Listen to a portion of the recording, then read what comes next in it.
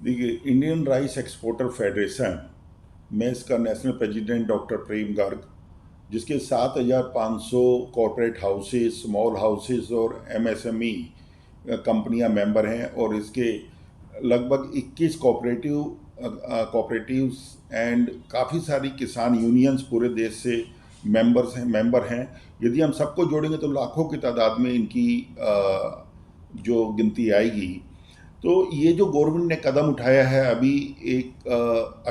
29 तारीख को नोटिफिकेशन निकाला, जिसके अंदर वाइट राइस एक्सपोर्ट के ऊपर से सभी तरह की पाबंदियां हटा ली गई। सिर्फ $490 की एमएसपी फिक्स की गई है, और गवर्नमेंट ने इसके ऊपर 20% की जो एक्सपोर्ट ड्यूटी थी उसको भी पूर्ण रूप से हटा लिया गया है। अब ये सब करने की वजह से पूरे ट्रेड को, किसानों को इतना ज़्यादा फायदा होगा, जो कि आज पूरा ट्रेड ये सब गवर्नमेंट का कदम उठाने से इतने उत्साहित और खुश हैं। पूरे हमने हरियाणा, पंजाब और यूपी, आंध्रा, तेलंगाना काफ़ी किसान यूनियनों से बात की। उन्होंने बड़े मुबारकबाद देते हुए हमें गवर्नमेंट के बधाई का पात्र बताया कि गवर्नमेंट ने बिल्कुल सही समय रहते हुए क्रॉप, जो क्योंकि बिल्कुल सिर पर खड़ी है, 10 से 15 दिन के अंदर भरपूर मात्रा में मंडियों में धान आना शुरू हो जाएगा। गवर्नमेंट को जो परचेज करती है पैडी, उसका रेट है ₹23 एमएसपी। यदि उसके ऊपर गवर्नमेंट खरीदती है तो एक फिक्स प्राइस के ऊपर किसान को अपनी क्रॉप को देना पड़ता है, और आज क्रॉप को पैदावार करने के लिए उसके जो कॉस्ट है किसान की काफ़ी महंगी पड़ती है। तो इसके अंदर अब जब एक्सपोर्ट के अंदर जो राइस की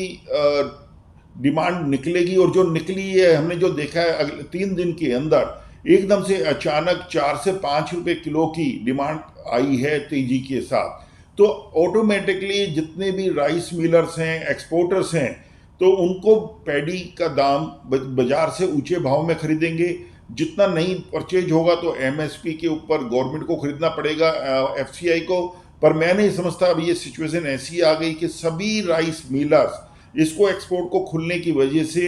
हर तरीके से मैक्सिमम क्वांटिटी को वो मंडियों में खरीदेंगे। और किसान भाइयों से भी प्रार्थना है कि भी वो एकदम से हड़बड़ी के अंदर पूरा धान लाकर बेचने की कोशिश ना करें, धीरे धीरे अपने धान को बेचें, जिससे उनको टाइम रहते, किसी के पास यदि आप 10 टन पैडी है, उसके अंदर से 5 टन अभी बेचें, जिससे उनकी अपनी ज़रूरतें पूरी हो सके, और 5 टन के लिए थोड़ा वेट करें तो उनको दाम बहुत अच्छे मिलेंगे और एवरेज आउट हो जाएगा। और इस साल हर किसान को मिनिमम, मैं गारंटी कर सकता हूं कि 30 से 40% के बीच में अपनी क्रॉप का दाम ज़्यादा मिलेगा। सर, आईआरएफ अब जैसे एक पूरा इनिशिएटिव ये हुआ है, केंद्र सरकार में जो लेटर लिख रहे हैं, किसको धन्यवाद? हम इसके अंदर सबसे पहले तो नरेंद्र मोदी जी की सरकार का धन्यवाद करना चाहेंगे, फिर अमित शाह जी का, और शिवराज चौहान जी, प्रहलाद जोशी जी, और अपने पीयूष गोयल जी, इन सबका धन्यवाद करने चाहेंगे, क्योंकि ये इन्हीं के संगठन के अंदर, इनकी मीटिंग्स के अंदर ही ये डिसीजन लिया गया, और इन्हीं की पावर में, और जो इसके चेयरमैन इस कमेटी के अमित शाह जी हैं, उनके डिसीजन के बाद ये डिसीजन लिया गया, जो कि एक बहुत ही जिसको कहेंगे व्यापार के लिए और देश हित में, किसानों के हित में, दोनों के लिए बहुत ही अच्छा डिसीजन था जो उन्होंने टाइम रहते लिया, और हम इसके लिए कोटि कोटि आभार प्रकट करते हैं मोदी सरकार का। आईआरएफ की और क्या क्या योजनाएं पूरे साल चलती रहती हैं, थोड़ा सा हमारे दर्शकों को?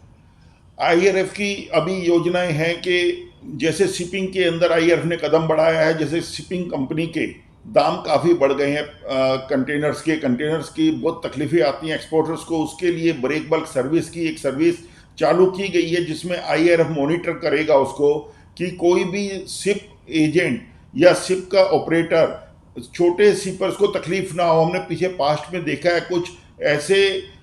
इलीगल और ऐसे लोग बीच में घुस जाते हैं जिनके पास फाइनेंस बैकिंग नहीं होती, या वो एक्सपोर्टर्स के पैसे के ऊपर ही रिस्क लेकर अपने वैसल को एक चलाना चाहते हैं, पैसा बनाना चाहते हैं, पर इससे छोटे छोटे एक्सपोर्टर्स तकलीफ में आ जाते हैं। कई लोगों ने तो इसके अंदर फंसने के बाद 2-2 गुना, 3-3 गुना तक अपने नुकसान किए हैं फ्रेट के अमाउंट का। तो ऐसे लोगों को बाहर करने के लिए हमने आईआरएफ के अंडर एक रजिस्ट्रेशन सिचुएशन बनाई है, ऑपरेटर को रजिस्टर किया जाएगा और मेंबर्स को बोला जाएगा जो अपने हमारे IRF के साथ रजिस्टर्ड हैं, उन्हीं के साथ में हम दोनों का इंटरेस्ट प्रोटेक्ट करेंगे कि कल को कोई वैसल लेकर आता है तो उसके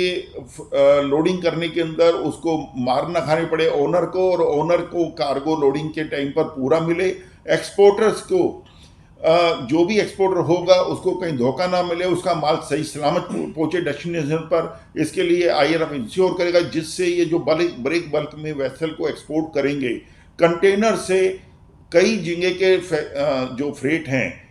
बल्क के अंदर करने के अंदर उसको उससे कोई कम से कम 60 से 70% कम दाम के ऊपर फ्रेट पड़ेगा। एक मेरी इंडियन राइस एक्सपोर्टर फेडरेशन की तरफ से अपील है कि हमारा बासमती चावल हिंदुस्तान का पूरे वर्ल्ड के अंदर नंबर 1 के ऊपर काउंट होता है और पूरे वर्ल्ड के अंदर इसको अप्रिशिएट किया जाता है, और हम लोग 198 कंट्रीज़ के अंदर वर्ल्ड के अंदर एक्सपोर्ट करते हैं। और मेरी गवर्नमेंट से ये प्रार्थना है कि वो इसके अंदर किसी भी तरीके से कीटनाशक दवाओं का अंकुश लगाए इसके ऊपर, जिसके अंदर जो परमिसेबल दवाइयाँ नहीं हैं